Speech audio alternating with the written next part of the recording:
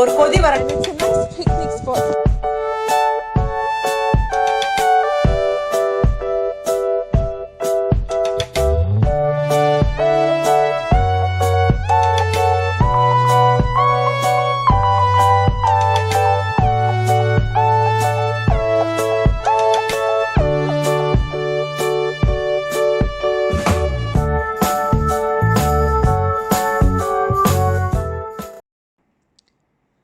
ஒவ்வொரு நாளும் ஒவ்வொரு சேலடு.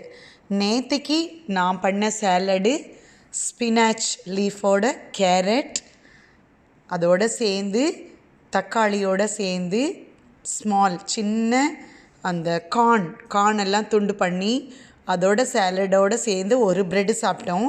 ஆனால் இன்னேற்ற சேலட் கொஞ்சம் டிஃப்ரெண்ட்டானது பாருங்கள்.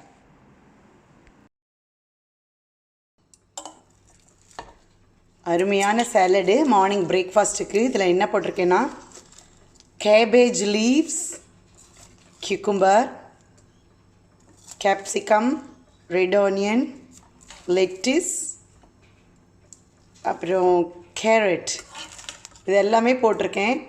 கேரட்டு, கொடமிளகா, வெங்காயம், சாலடு வெங்காயம், ரெட் ஆனியன், அப்புறம் கேபேஜோடது பொடியாக நறுக்கி, தக்காளி எல்லாம் போட்டு அழகாக பண்ணியிருக்கேன். நான் எந்த விதமான சாலட் ட்ரெஸ்ஸும் இதில் ஆட் பண்ணல. நான் போட்டது கொஞ்சம் லெமன் ஜூஸு, கொஞ்சம் செஸ்மி ஆயில், நல்லெண்ணெய், அவ்வளோதான். கொஞ்சம் ஒரு ட்ராப் தான். ஒரே ஒரு ப்ரெட்டோட நிறைய சாலட் சாப்பிட்ணும், அதுதான் ஐடியா.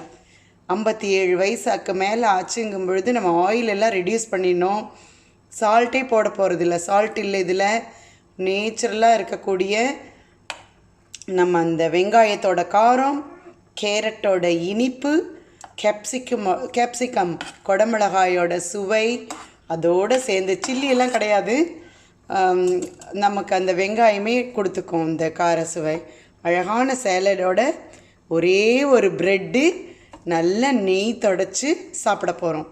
Super healthy breakfast.